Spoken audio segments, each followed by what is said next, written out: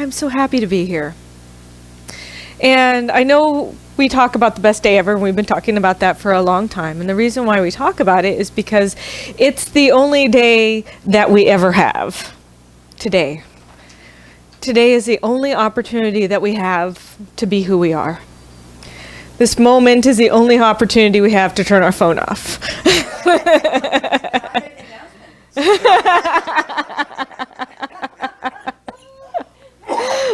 And I know that no matter what is going on in your life right now, there is something better emerging from it. No matter what challenges you may be having right now, there is something bigger that's happening from it. I always talk about birth. Some people have witnessed birth. Some people have been born themselves, but other women have birthed children. And birth is a miraculous thing, right? It is so beautiful, and it is so messy. It's gooey. It's got stuff, right? It's complicated, and yet it happens all the time, and it emerges this next new life that's happening in this world, right?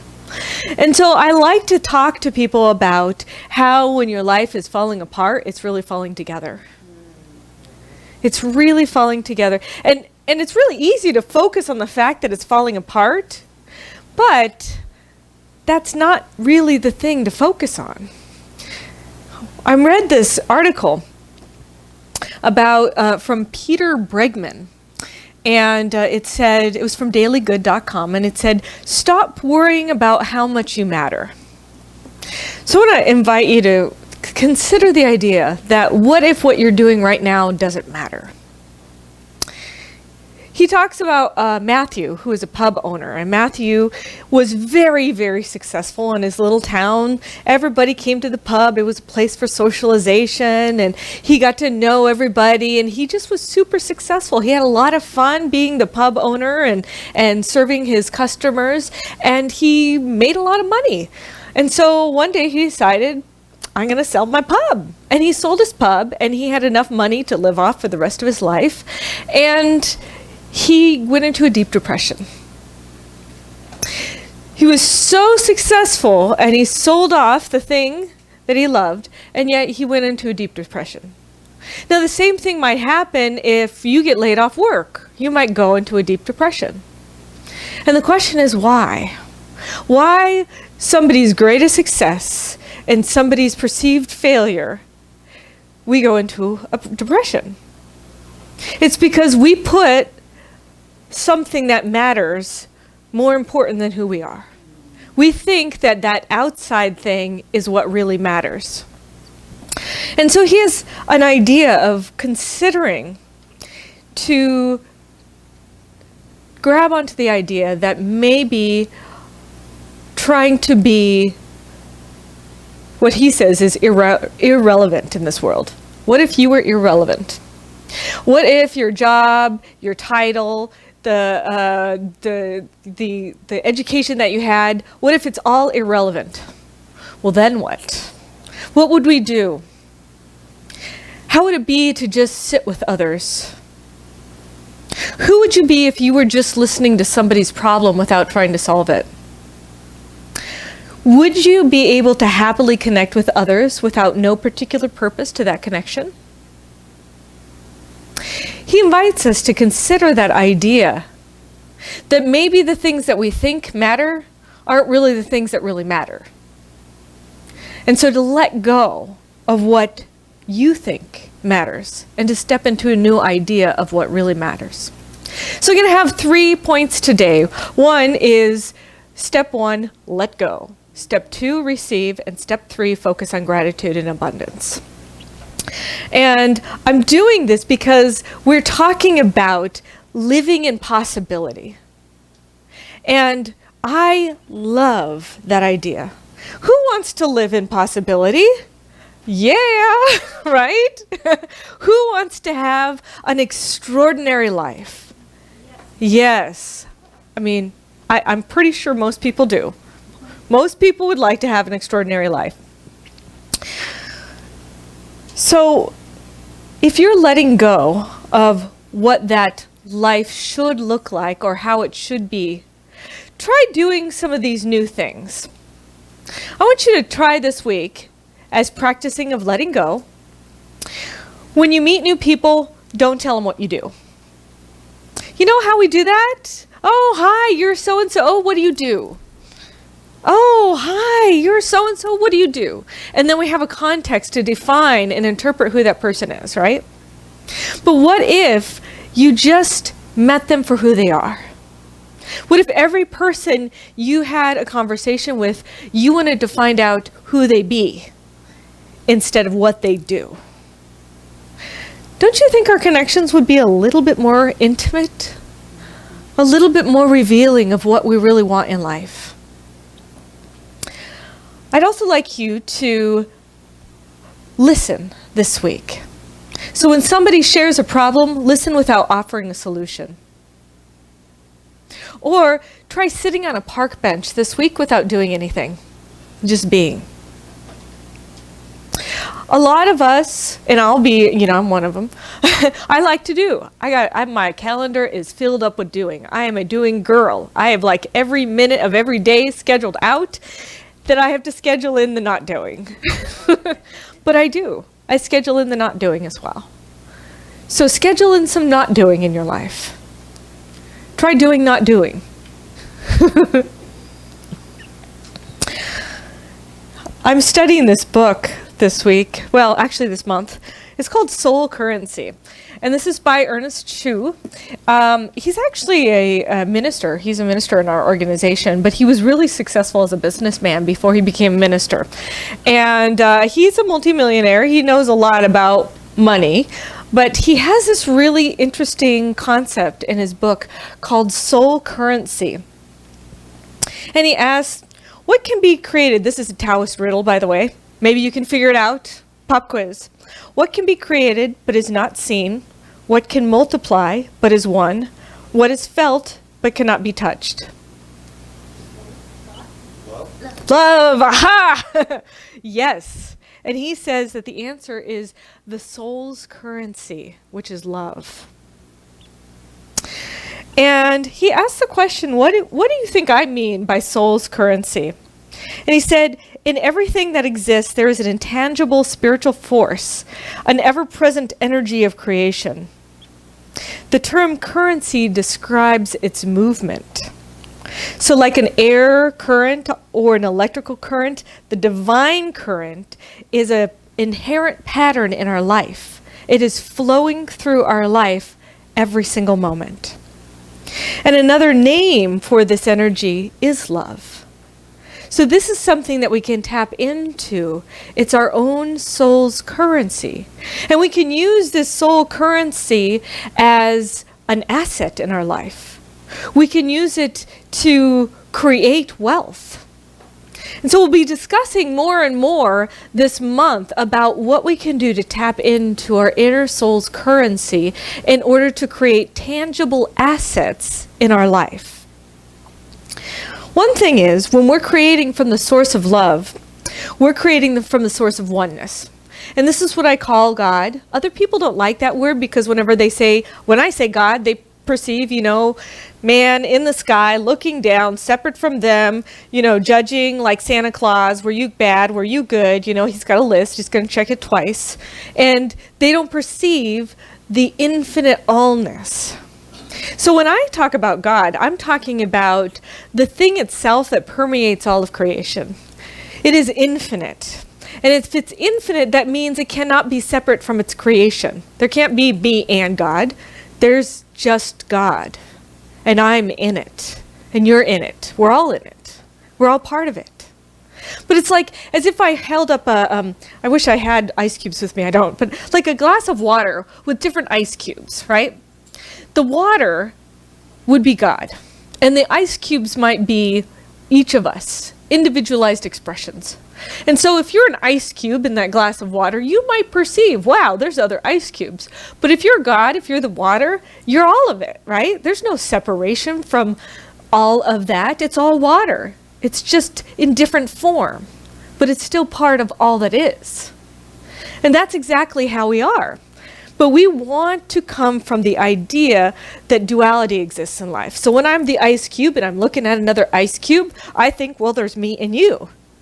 But if you step back from that idea, you come to the permeation of all of water, right? And it's the all that is. And it is, I would be made up of water, Kathy would be made up of water, and we would be made up of the same substance, perceiving it from different points of view. And so therefore, I step into a world that is a world of duality. Now, you might be in this world. You might think that duality is really how the world exists. You might say, wow, my stocks are going up, my stocks are going down. I see this thing as good, I see this thing as bad. There is God and there is the individual. There is the infinite and there is the finite. But really, the finite is part of the infinite. And so we have the opportunity to step into the idea that we're living in an illusion. There's something bigger that's happening. And sometimes we're so present to the idea of duality that we forget to step back and be present to the bigger picture that's happening. In quantum physics, they've observed that there's an underlying intelligence under all of creation. Even the tiniest subatomic wave or the itty-bittiest particle, there is an intelligence that's imbued in each of those quantum particles. The intelligence has the ability to reorganize instantaneously. The intelligence has the ability to respond to our thoughts. The intelligence has a universal connection to all other particles, no matter the distance involved. This is exactly what the quantum physics are discovering, physicists.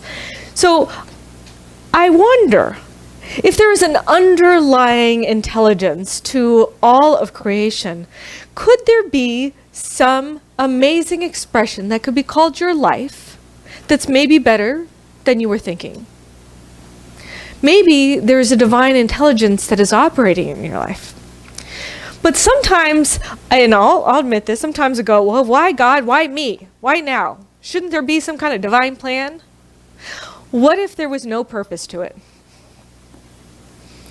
I know, I'm pushing your buttons. No, there has to be a purpose.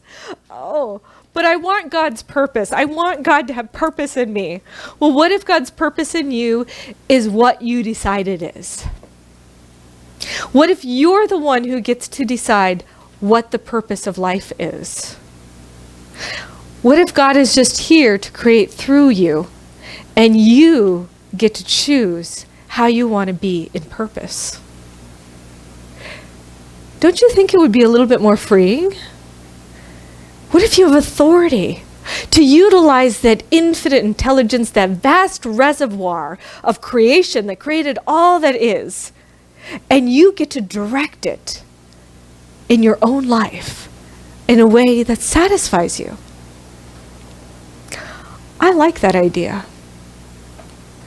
I think, though, a lot of people forget that they have this amazing, I think of Genie from Aladdin, you know, incredible cosmic power, itty bitty living space, you know. I think about that, that's what we have, right? We have this incredible cosmic power. We have this space that we're utilizing as a vessel to express it. But I notice that sometimes I forget that I'm the one who creates the purpose. So what if I don't direct or choose what my own purpose in being is? Have you thought about your own purpose in being? And maybe if you haven't, maybe you're just kind of going with the purpose of the crowd. Maybe there's like a divine energetic purpose of the city or the community that you're in. And so you're kind of on that group consciousness. We call it race consciousness in this organization, but they mean like the human race consciousness of where the race consciousness is going, because you haven't directed where you want your purpose to be. So I invite you to think about, what is my purpose? What do I want? How do I want to be? Ernest Chu invites you to do something that's really unusual. In order to first decide your purpose. The second thing, start receiving. I know this is really hard. I know this is really difficult.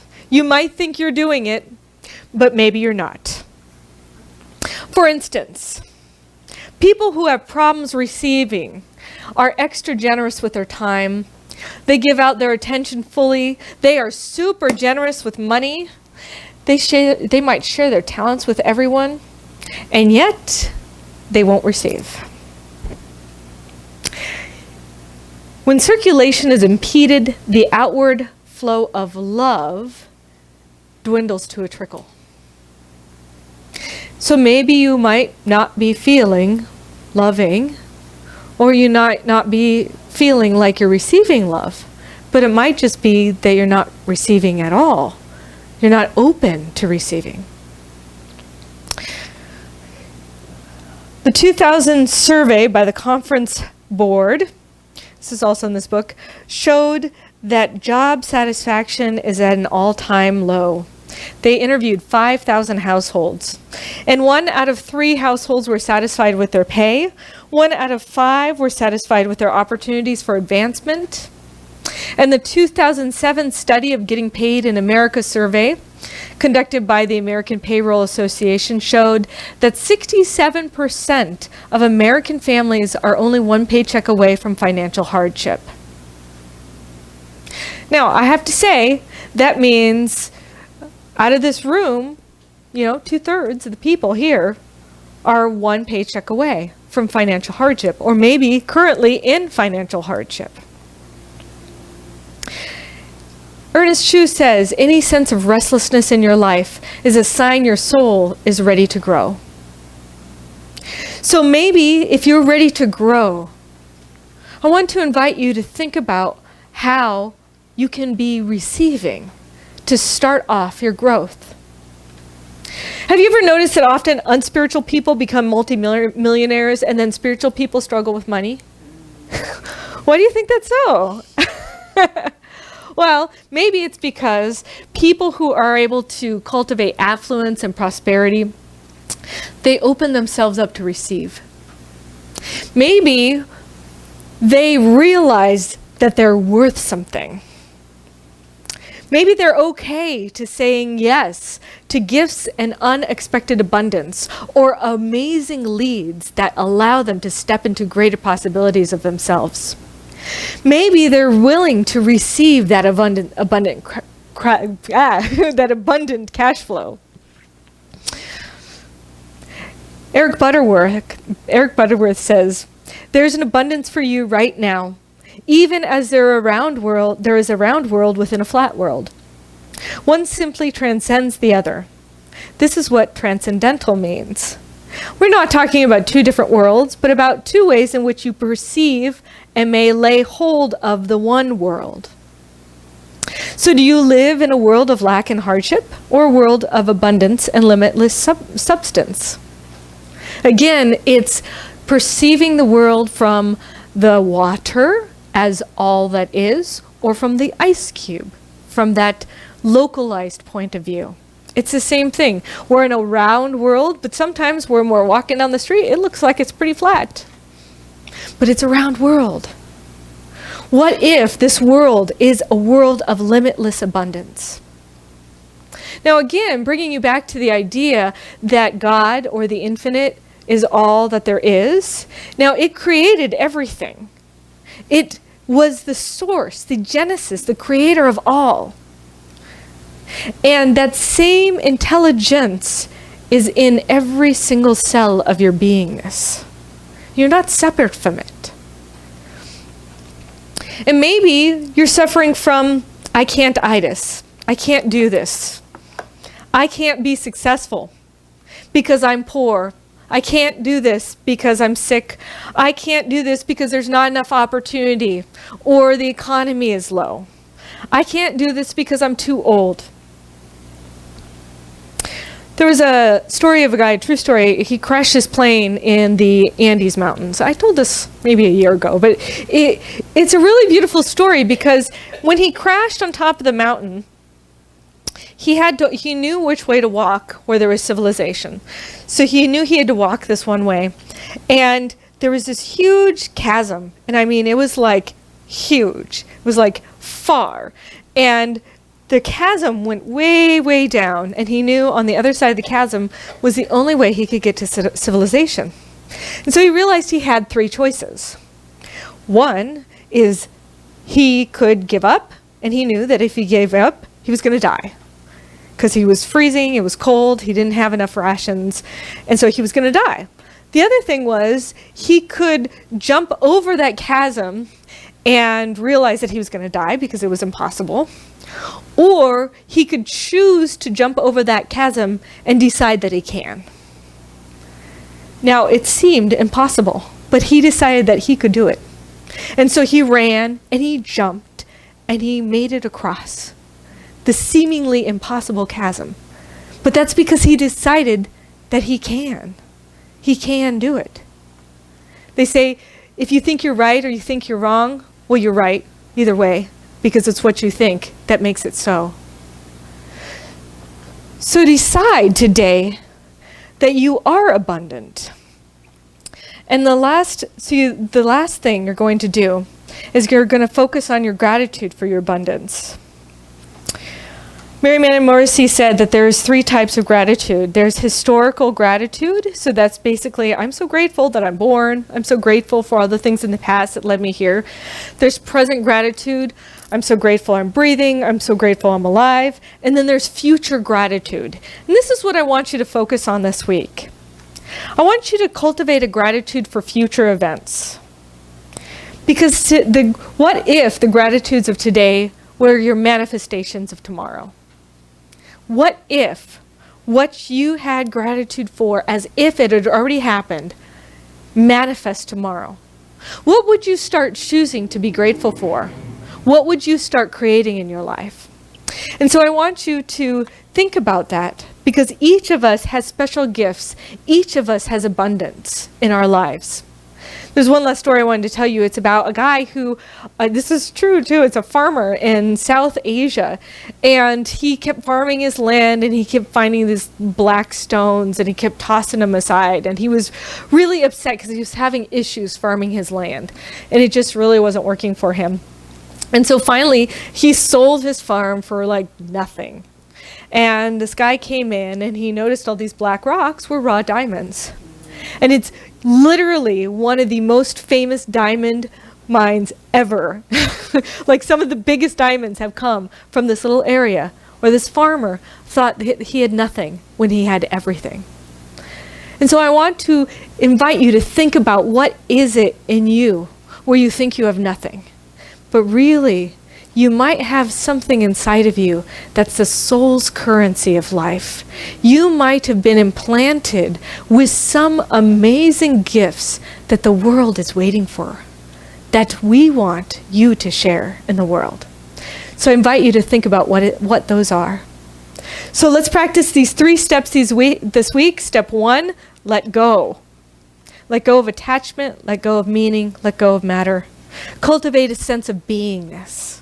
Number 2, receive. Accept compliments gracefully. If somebody offers to pay for your lunch, say yes and thank you and mean it. Look for ways to love yourself. Look for ways that you can give to yourself. And the 3rd step is to focus on gratitude for your abundance. Begin to see the abundance in your life and be grateful for it. And start a practice of future gratitudes. Say your gratitudes for the future things as if you've already had them happen. Can you commit to these things this week? You want to play this fun game of discovering who we are? Yeah, I do. I'm in. All right.